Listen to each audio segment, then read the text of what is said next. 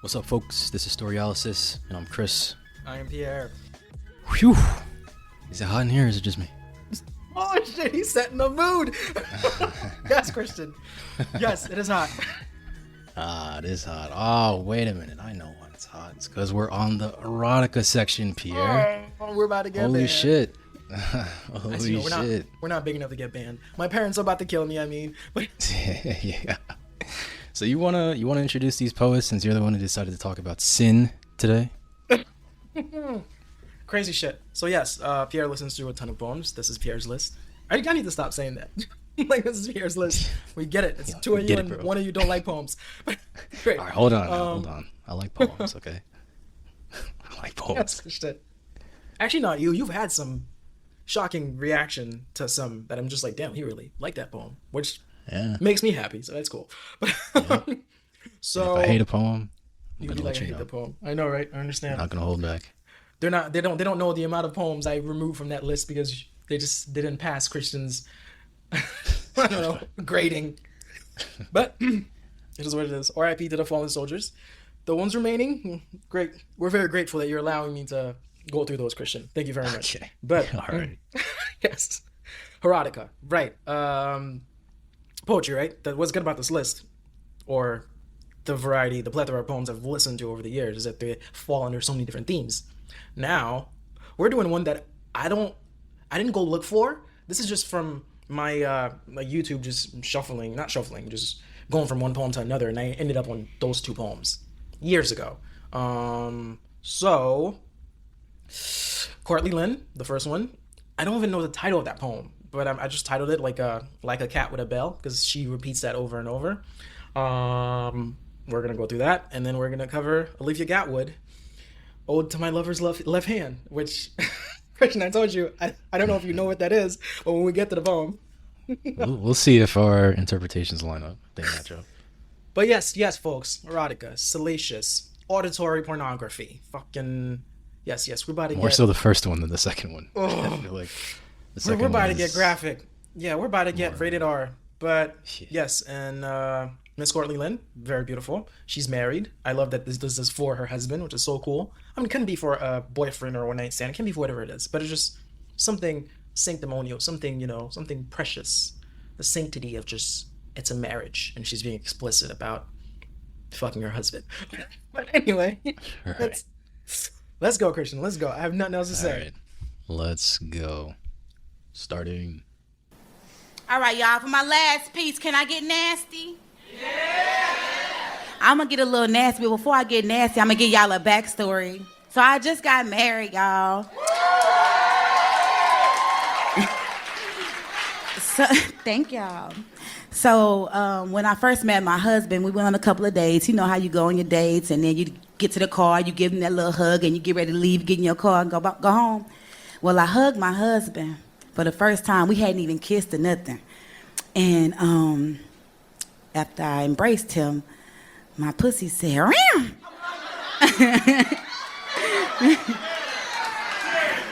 It did this little tingling thing that I ain't never had happen before in my 30-something years. I ain't gonna tell y'all. But I didn't know what that was. So I went home and I wrote about it. Y'all want to hear? Yeah.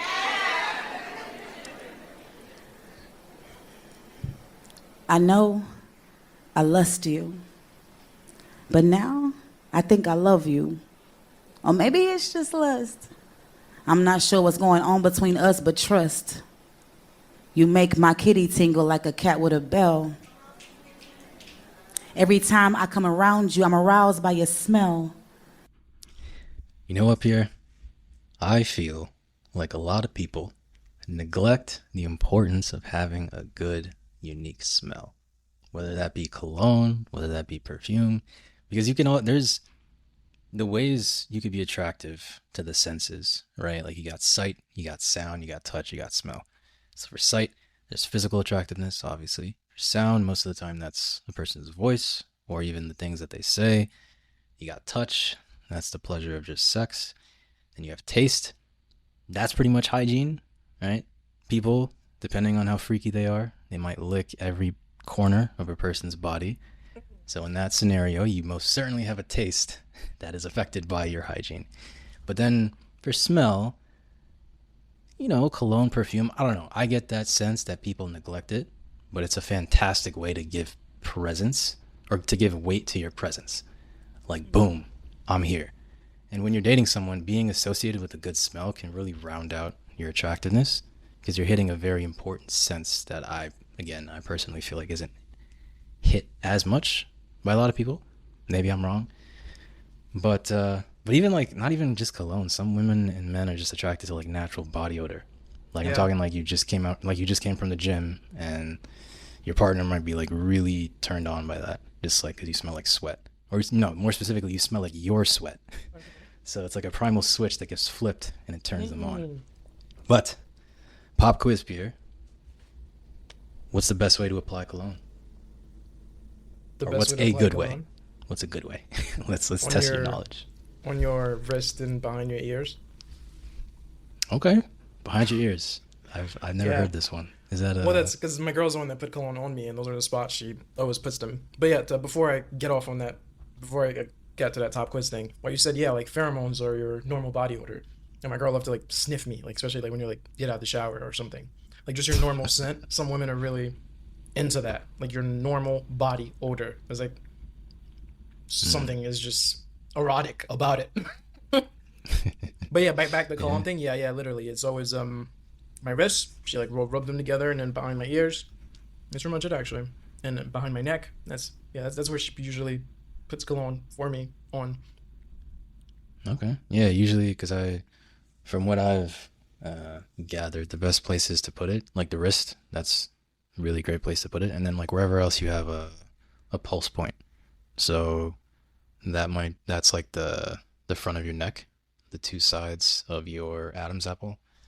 That's another really good spot to put it. But ears, that's interesting. I haven't heard that one before. Yeah, but all right. Just checking. Gotta make sure, bro. We're in the erotica section, dude. I gotta make sure that Yes, we this have a good is look. true. Okay. Yes. All right. Let's continue. Well, maybe it's the way you look at me. Shit, I can't tell. One thing I do know, it's about to get real. You got my mind in a frenzy, waiting for you just to hit me so that you can actually hit me. But for now, I need you to hear me. Hear my moment of honesty. I'm going to take this shot of Crown so that I can do this properly.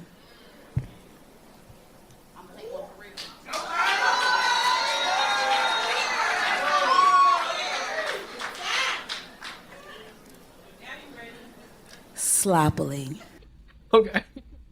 She had a plant in the crowd and everything. I couldn't take it. So yeah, people can't see this because we're gonna have the freaking link if anyone want to go see this at the link for YouTube. But she literally took a shot. She said, "I need to take a shot because I'm about to get dirty, so I can do this properly." She took the shot and she said, "Sloppily." Christian, when I tell you, man, oh. It's still crazy how in the end she's like, "No, I was just kidding. I'm just kidding." No, you're not. You're a freak. You're a freak for your husband, which is good. Or your boyfriend. Again, I don't know why I keep repeating myself on this. As in, like, people can do whatever they want to do, is what I'm saying. But I love that this is for someone that's still in her life that she's married to. So that's cool. It could be with anyone. I don't care. But I like that. But still, fam. Okay. That's it. There's my reactions are not going to be reactions. They're just going to be like loud moans and just. Loud moans. That's a very specific word. Just okay. Whew. Okay. It's getting hot. All right, AC's turned on. All right, let's get back to her. All right. Breathe life into my lips. And yeah, the ones that rest between these hips. And make my kitty tingle like a cat with a bell. I want to ride your face, but first I'll make you a deal. I promise to swallow you whole so that you could feel the back of my throat. And don't worry, I ain't gonna choke. Shit, I got you, baby. I'm something like a pro. Okay, I can't keep going. Oh my goodness. She said she can ride it, Christian. She said it can be felt in the back of her throat. Yeah, she's leaving very little to the imagination. Oh my God. And she says she's sort of like a pro. She can take it. It's always the shy ones, the freakiest. It's always him. Oh my god. Yo. How did YouTube allow this? I mean, this is just... Well, There's nothing crazy about this. Yeah, this is grown folk freaking poetry slam. And she's not cursing. She's just being vivid about things that we all do or think about. But still, god damn it. Yeah, Christian, go ahead. Since you're going to stop it to say your shit. Because I'm telling you, all I have for this is just like moans and screams. right. Now, have I ever told you about that video that's talking about the grapefruit technique? No, a grapefruit technique. What is that?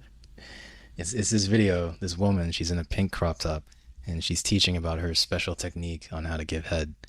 And what makes it such like a memed video is she sounds like this really powerful vacuum, as like she's making the sucking noises, and it sounds as if she's really mastered her gag reflex, you know. And the video's out there on YouTube if anyone's curious, but just make sure that your volume is low before watching it. And I think it's a talent for sure. So if this lovely woman can do that, kudos. Not the grapefruit technique. I just mean, you know, what she's talking about. Kudos to her. But yeah, that's all I was going to say. Oh, okay. Yeah, but yeah, she's yeah, we're not trying to like divert away from this poem. It's just that it's just we're boys, all right? We're full of hormones. So hey, we're men. We're men. Okay, Christian. There's a distinction. Jesus. All right, her husband must be so proud. Like, I'm not saying that with shade, as in like, yeah, that's my girl describing all the shit that she can take from me. So anyway, he's in the crowd, but he performs next to her, I think. He bodies does? his performance. Yeah, he's a poet too. Wow. Okay. Okay. All right. Let's go back to Courtney. All right. Courtney Lynn. Like Wonder Woman, I'll be your dirty Diana. I got my lasso and I don't need a saddle. It's gonna be a rough ride as I head in a battle. To give him a ski taste and show him what he be missing. But I want to tease him first. It's my ultimate mission. I want him to beg for it. I'ma ignore it. And shit, he gonna beg again. I want him at the point where he like, baby, oh baby, just let me put the tip in. And then slip in and pound it again. Let our minds flow freely that we forget we're sinning. And don't worry about flipping me over. Shit, I'ma flip over myself. I'll put that arch in my back. I don't need no help. I throw it back at you so you ain't gotta move. Nigga. I got a rhythm in my spine. I don't need no tunes. I got a kung fu grip and I don't use no hands. This pussy got a mind of its own to grip that dick where it stands. It got him saying shit that he ain't never said before. He wondering, who the fuck is this girl? I ain't never met her before. So now, he coming quick. He trying to pull that thing out so he could tap it on my clit. But shit, it's too late for all of that because I pulled him in closer. And although I didn't come, shit, I came to show you. Dude, that's a cold line. That is a cold line. Ice cold. Yeah. Christian, this girl said, I want him to beg. Just the teasing to get borderline like painful. But it's a sweet pain. It's like, There's I'm gonna beg. I forget I think it's called edging. That's, do you know what that is? I think I do. It's like when you're, it's like for guys to control their, it's like, is that like a semen retention technique to be at the edge, but not all the way, but you have control on that or some shit? Yep.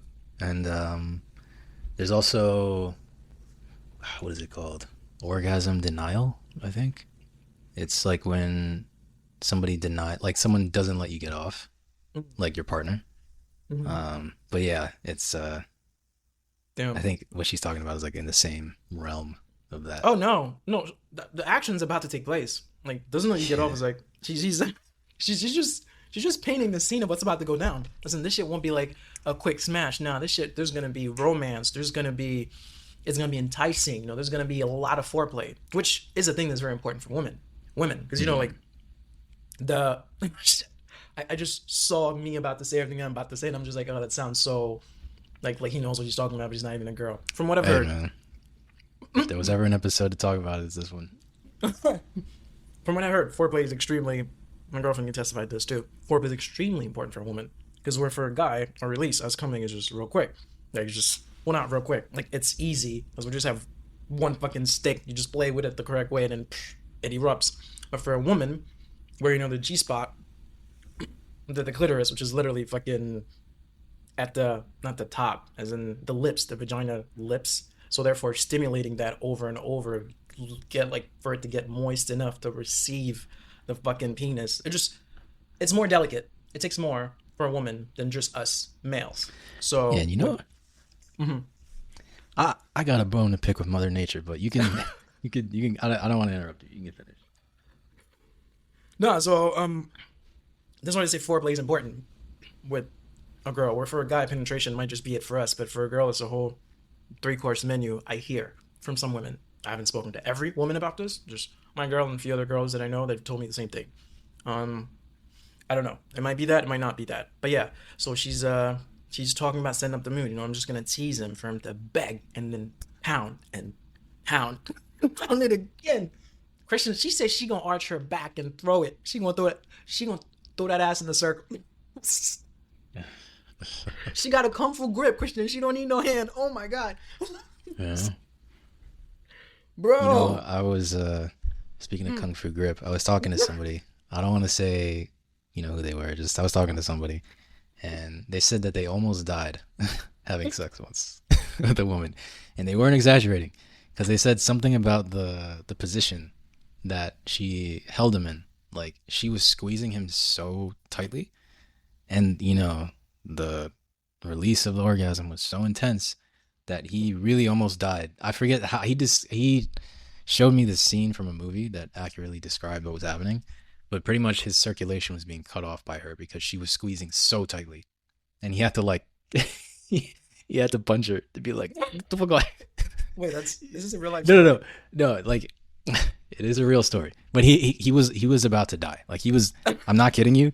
He's telling me that if he was not aggressive enough, he was gonna die. So he had to punch her. I don't know how hard he punched her, but he punched her enough for her to be like, "All right, I'll let up a little." Is this woman But, from where's she? She mentioned Diana, Wonder Woman. Is she from Peninsula? Peninsula? Who the fuck is this? Not a is this a human woman? she was definitely human. I've Yeah, heard about pussy power, but like yeah. what? It's That's some of them got some serious grip. Not like just not just the dude, pussy, her but ankles. also Oh my yeah, god, like her legs Jesus, just yeah. Some of them are strong. Some of them are it's strong. crazy. It's But crazy stuff. um, I wanted to touch back on this with the clit, right? Hmm. When it comes to the way that women are designed by Mother Nature to feel physical pleasure, I've always questioned why the clit is the way it is. Like the whole reason orgasms feel amazing is because it's a way for our genes to motivate us to spread them, right? So why would Mother Nature make it so inconvenient for a woman to feel an ideal orgasm, but make it super convenient for a man to feel an ideal orgasm? Because think about like an unintelligent male and female ape, right? There's a very clear and simple instinct in the male's brain. It's just saying, continue thrusting until I orgasm. In that Yeah. sequence, genes will be spread and the ideal euphoria is achieved. This is the whole point of sex, right? But there's no natural instinct for a female ape to say, oh, okay, I'm being penetrated. Let me rub my clit so that I can feel an ideal orgasm. So, one half of the equation, the pleasure half, is not being given enough support for the female. And I think the ideal way, from an evolutionary perspective, would have been for all of a woman's pleasure to happen from penetration, not splitting the pleasure between penetration and clit stimulation, and then having the pleasure ratio favor the clit, which is the part that isn't as essential for reproduction as the vaginal canal. Does that make sense? Um, it does make sense, but some of them do sometimes get off Yeah, no. I want to make it clear that there's some women who do for sure get off with from penetration. Yeah. penetration. But the thing is, right? Do you know that the clit has the same nerve endings as the head of a penis? Did you know that? I've heard that actually. It's But I true. haven't. It's a very true thing. So in a way, it's like women have tiny penises. Like if you ever see a picture of large clits, they look like very small penises. And it's fascinating, right? So the thing is, even though some women do get off from penetration, the same the same potential of orgasm we feel, they have in their clit. So like I don't know why that's separated, especially because I preface the fact that sex is all about spreading your genes and, like, number two, encouraging whatever organism is housing the genes to have sex. How do you encourage that organism? By making it feel incredible.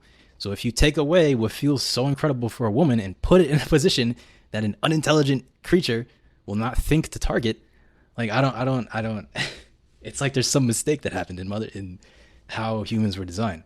But you know what's oh yeah, sorry, go ahead. You were gonna say something. No, actually finish your whole thought. And you know what's up? What's up? Yeah, like it's not the inconsistency is not just when it comes to clits, because also if you look at the chest of a human, right? Men basically have very tiny breasts compared to women because we still have nipples, but we don't, right? Like, arguably, it's a similar idea to what I'm saying with the clit. Like, there's no reproductive need for men to have nipples like there are for women to have nipples, yet we still have them. Because women, they use it to breastfeed, but what do men use it for, right? So it's like the men and women, or it's like men and women both derived from this template that says, okay, there's going to be a human body plus breasts plus a penis, and then one sex gets an emphasis on one body part and a de-emphasis on the other. Isn't that weird? Well, it's not really the breast. Yeah, aside from how beautiful they already look, they're that way. I'm assuming as a distinction, this is like a female's body, and also for B to hold milk to feed their babies. I don't know. I never thought of it like that. But also the clitoris of not being as out there, not being this freaking Waldo search that we got to find Waldo, that a lot of guys just can't find because the sex ed wasn't done and all sorts of different things.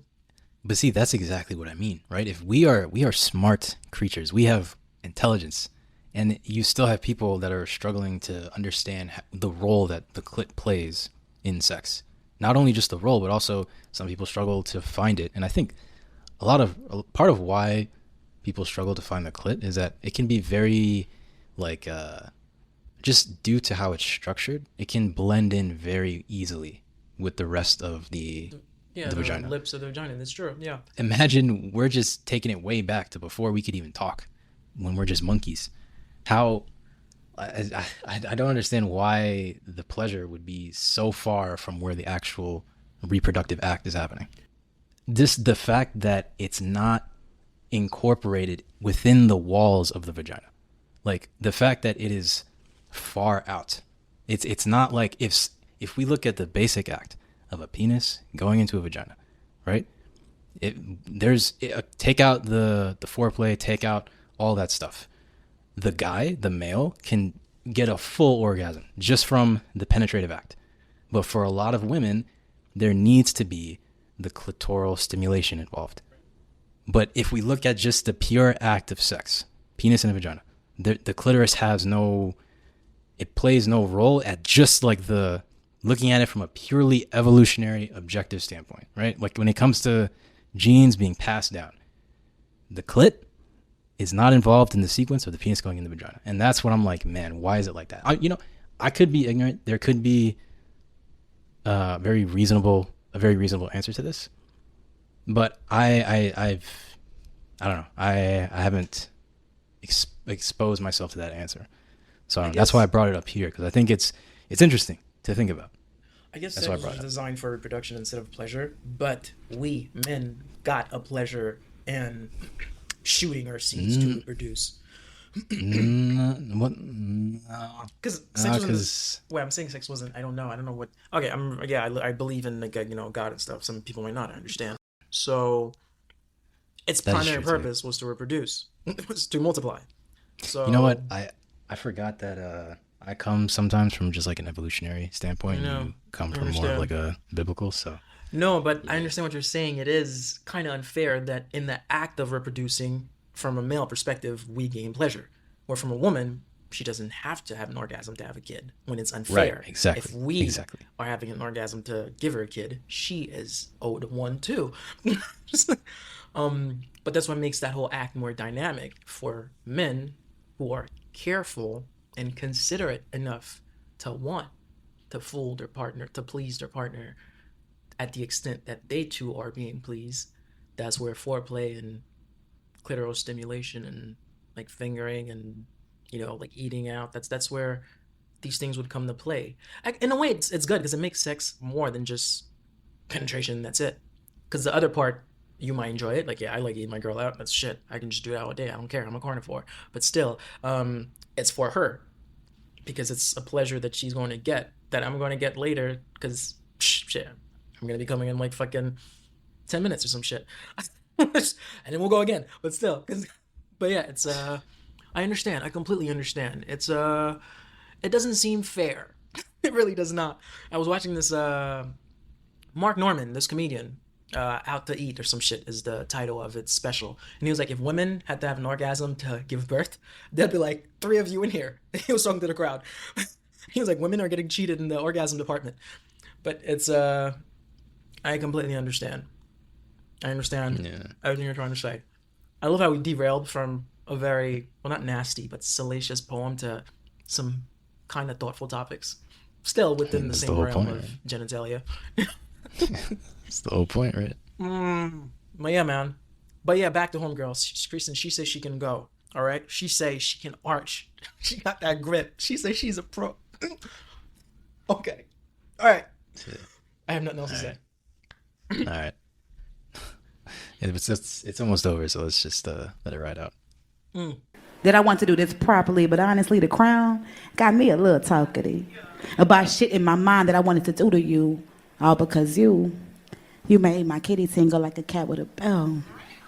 But y'all, I'm a shy girl. Ain't none of this shit happening for real. Yeah, she got us in the first time. She fooled us all. But no, she's not shy. This is not from inspiration. This is some real life. Homegirl was just being anecdotal. This actually happened between her and her husband, so that's cool. But yeah, man, she said she got it. She said she's a pro. She said she's just gonna do it sloppily, and she did. It's a pound and pound again. There's a part when she said for you to take it out and just smack it on the clit. Oh my god! Like hearing this is cool. Like hearing this the first time was like, oh my god, just like. But repeating it, reacting to it, it doesn't make sense. You're getting hot and bothered, huh? Crazy shit. Damn. But yes, this was Miss Courtney Lynn. Oh my god. Okay, I think we did good. Yeah, like we didn't just try to come off as oh, we know the female body or oh, she's dirty. We just appreciate it for what it was, for young men full of hormone, and we love to hear that. And hopefully that someday my partner can get up on the stage and talk like that about me. But just until then, we move. So, Erotica Part 1, we're moving to Olivia Gatwood, Ode to My Lover's Left Hand. Christian, I told you this before. I've asked you, do you know what homegirl's talking about? Yeah, so, all right. So, I don't know about you, but I viewed this poem in the context of her getting fingered by her ambidextrous partner. And I'm pretty sure she also alluded to her partner being a woman. So this is a lesbian couple. Mm-hmm. And so whatever interpretations that I say going forward, which, just keep it, just frame that in the context of what I just said. Well, okay, when we get to the end of it, well, not when we get to the end of it, because she's going to sprinkle it here and there. She's actually not getting fingered, Christian. But it's fine. It's fine.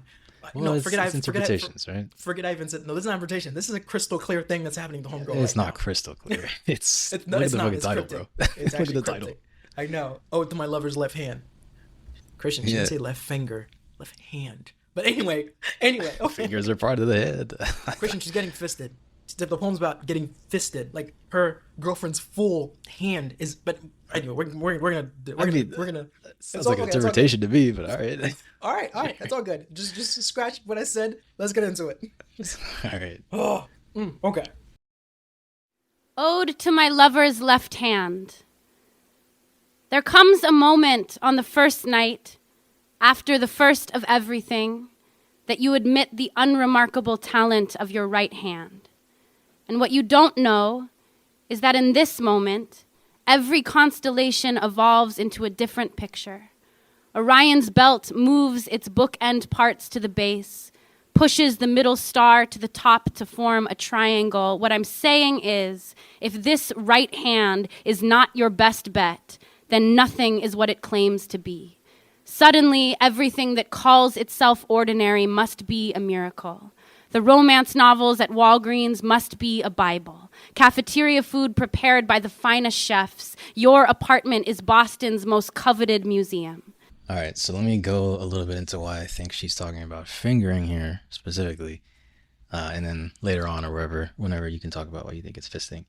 So the way I took this last part is her saying that the release of an orgasm is so powerful that if done a certain way, everything can become the subject of your arousal. And with the context that I mentioned earlier about how she was being fingered, a woman can be discreetly fingered to an orgasm almost anywhere. So if she's getting fingered while shopping for romance books at Walgreens, like she said, because she's looking at the books while having an orgasm, they become linked with her euphoria, which is what causes her perception in the moment to elevate the books to a higher status. So she makes the comparison of a mere romance book becoming a Bible, which is basically describing how the ordinary becomes extraordinary through the lens of an orgasm. So in a similar fashion, she says the same thing about food and how an orgasm can enhance ordinary food so it tastes like it was being prepared by the best chefs in the world. So that'd be like her getting fingered in a restaurant. Or it can turn the bland scenery of an apartment into a museum filled with invaluable pieces of art. So of course that's like her getting fingered in her apartment. So I'm a big believer that you can just taking a small detour but still keeping it relevant to what she's saying. I'm a pretty big believer that you can train yourself to get turned on by anything, which is why this is how I interpreted what she's saying. This is why I interpret it this way, because an orgasm is so powerful that in the moment of release, if you're not careful, the wires in your brain can get crossed and even be rewired. So to give like an extreme example, if somebody's watching porn and then consistently the moment before they release, they turn their heads and they look at a car, they can trick their brains to associate the incoming euphoria to the shape of a car. And if they do this many times over, it can lead to them being turned on by cars. And it sounds silly, but if you go online and you look up videos of people who are sexually attracted to cars or buildings or puppets or desks or many other things that would never even cross your mind, you might be surprised, but it happens. Right? And again, I want to emphasize that these are extreme examples, but they demonstrate how powerful orgasms can be, especially at a more subtle level. There's many ways you can extrapolate this, what I'm talking about. And to use one of your favorite quotes, actually, misuse of orgasm association can be a factor that starts a creeping erosion of either the subject of your turn-ons or even sometimes the morality behind your turn-ons in some case. And I'm not going to go too deep into this because it is a rabbit hole. But my point is, I think she's talking about the power of an orgasm and how her lover holds this intense power in her right hand because that's the hand that they finger her with. So that's what I'm going to say here. If you want to save your thoughts for the later parts of the poem, that's fine. But we can just continue if you don't want to touch on it yet. God damn it. Christian, we can continue. Cool. Continue? All right. But this is not an ode to your right hand, the one you call unnatural, yet somehow knows how to move like a cartographer over the map of me. This is an ode to the moment you climb to the other side of the bed. Pull up the sleeve of your left arm. What is the word for something becoming more than whole? All the things she mentioned was about the right hand of her lover. So now she just switched. She's like, yeah, like the while eating at a museum or restaurant, she said, yeah, we're done talking about the right hand. That's not that. This is about the other one. Although the right hand somehow knows how to move like a cartographer over the map of me, as in caresses me very well. Like the map of me, my body. The right hand. Fingers again.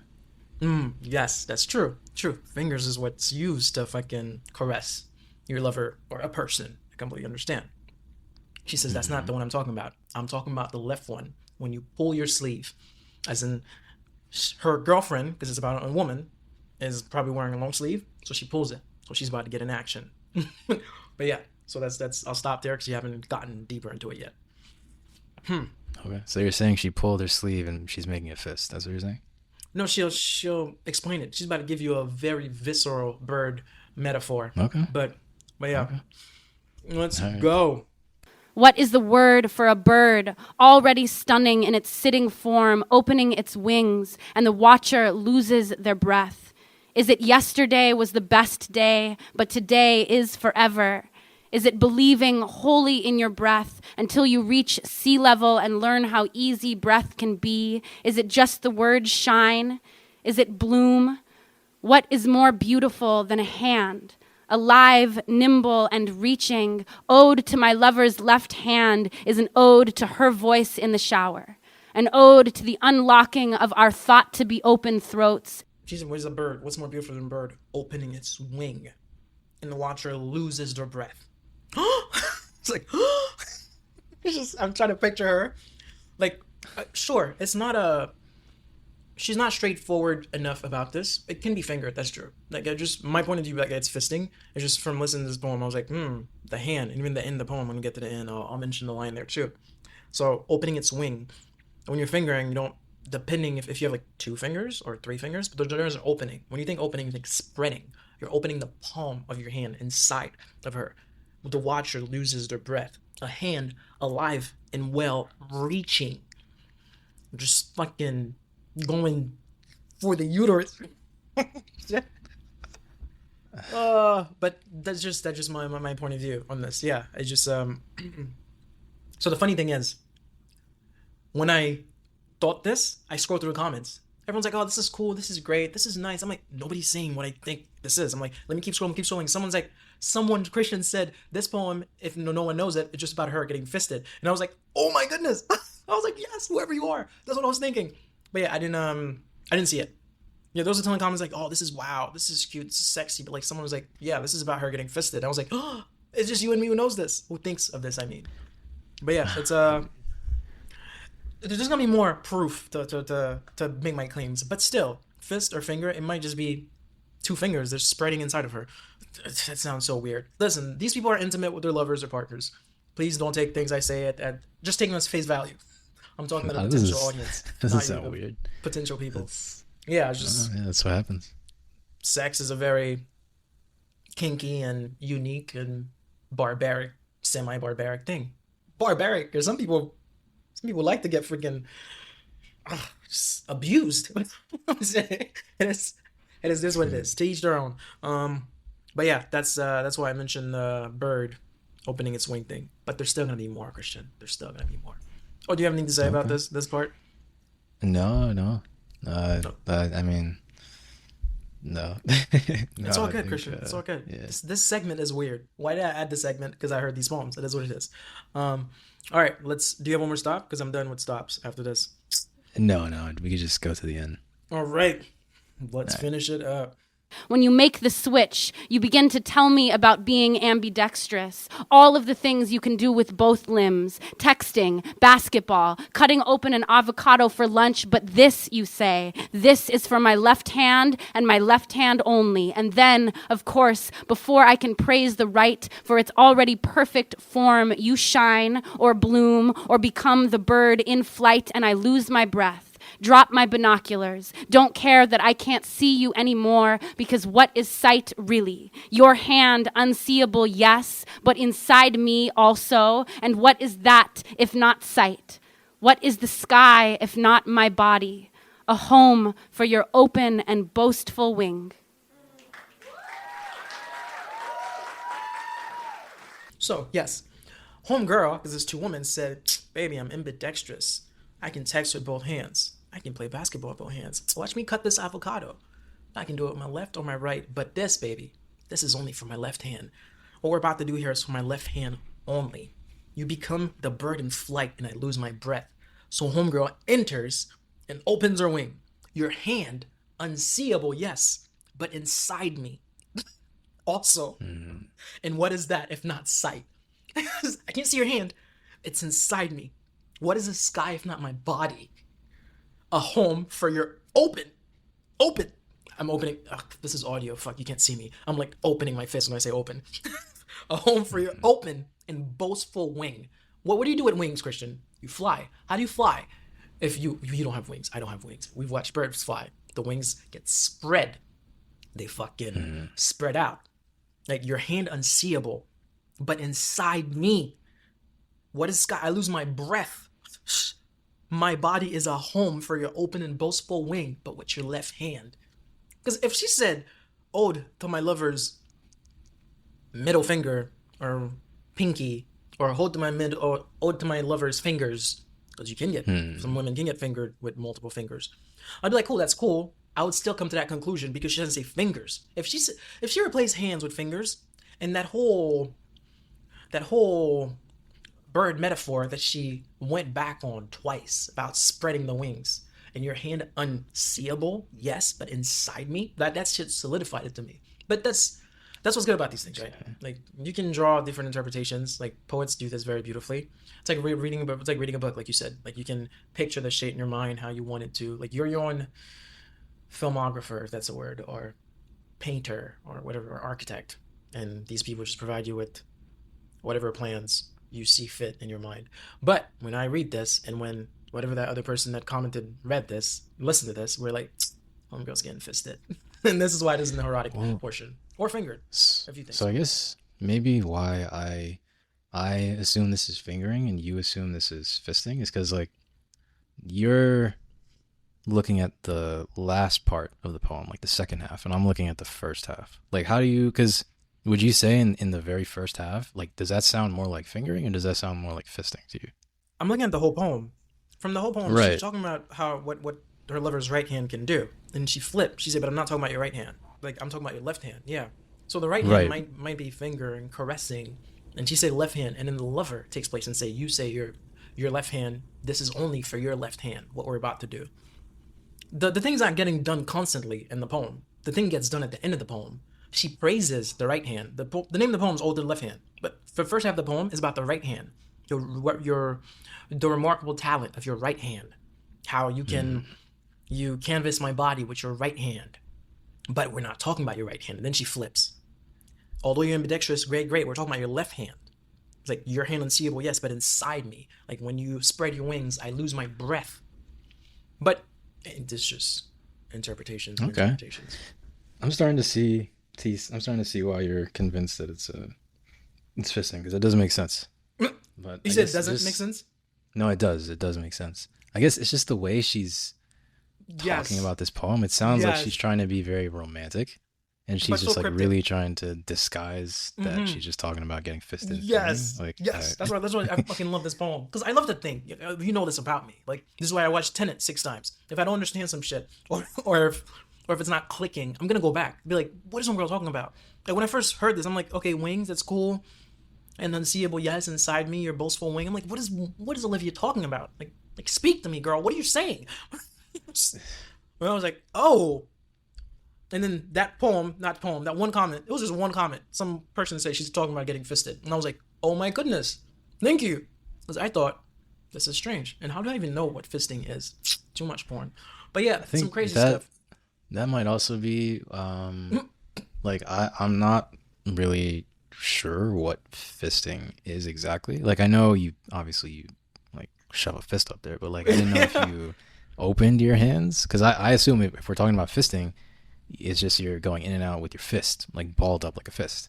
So because if you open your hand in there, that sounds painful. That sounds crazy.